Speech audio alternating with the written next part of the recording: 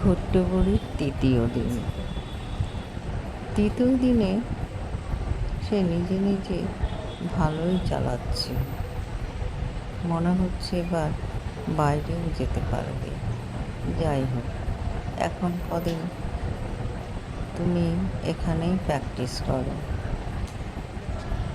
সত্যি ঘুরতে বুড়িটা সাইকেলটা বেশ ভালো চালাচ্ছে। আমি ভাবতে পারিনি 3 দিনে এত সুন্দর চালাবে।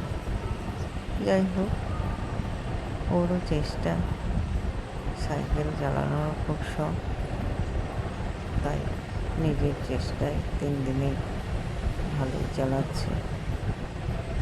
ঘুম থেকে উঠেই সাইকেল চালাতে যায়, শিখেও গেছে।